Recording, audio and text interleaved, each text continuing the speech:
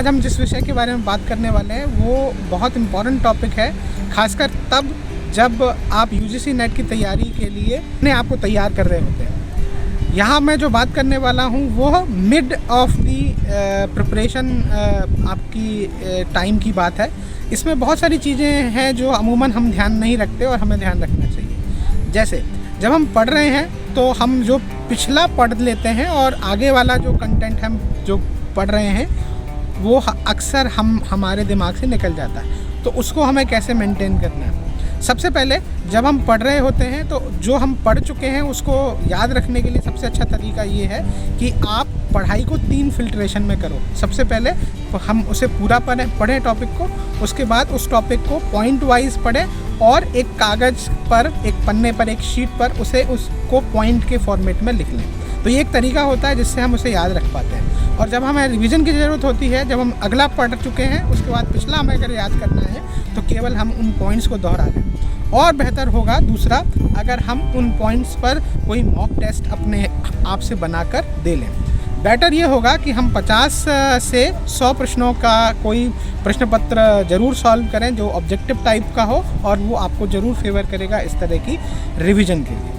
तीसरी प्रॉब्लम जो इस प्रोस्पेक्ट में आती है, आपके साथ हमेशा ये प्रॉब्लम रहती है कि पुरानी चीज़ें जो आपने पढ़ी हैं और जो नई चीज़ें उसके बीच में जो इंटरलिंकिंग होती है वो कैसे करें। उसके लिए बहुत अच्छा तरीका ये है जो कॉन्सेप्ट इंटरलिंक करते हैं। Let me share one example to you. जैसे हम टूरिज़्म कंपोनेंट्स की बात करते हैं और ट्रैवल एजेंसी मैनेजमेंट के अंदर ट्रैवल एजेंसी कॉन्सेप्ट की बात करते हैं और कंपोनेंट्स की बात करते हैं, तो दोनों कंपोनेंट्स बनिस्बत एक ही हैं।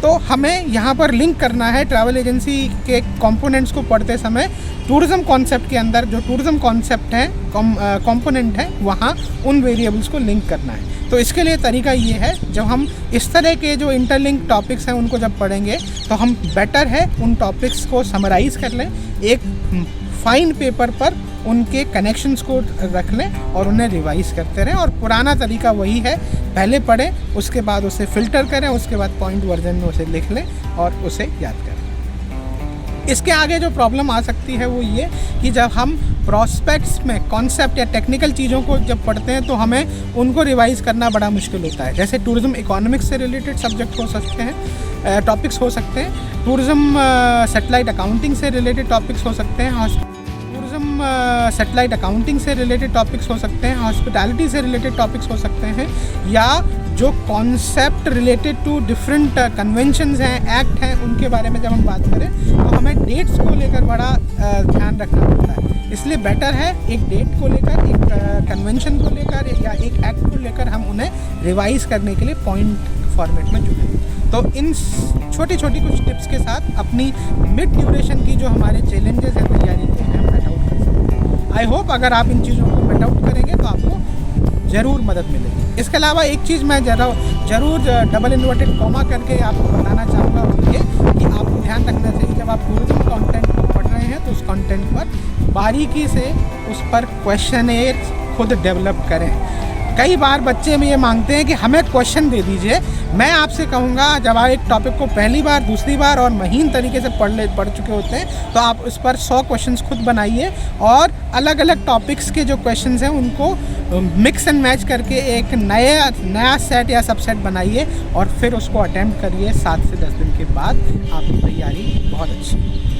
आई होप अगर आप इन चीज़ों को फॉलो करेंगे तो डेफिनेटली आपके रिजल्ट्स और बेटर होते जाएंगे और आपका सिलेक्शन JRF के लिए या UGC नेट के लिए एडमायर हो पाएगा। आपको इन्हीं शुभकामनाओं के साथ अगले सत्र में मैं कुछ और टिप्स के साथ आपके साथ मिलूँगा। तब तक के लिए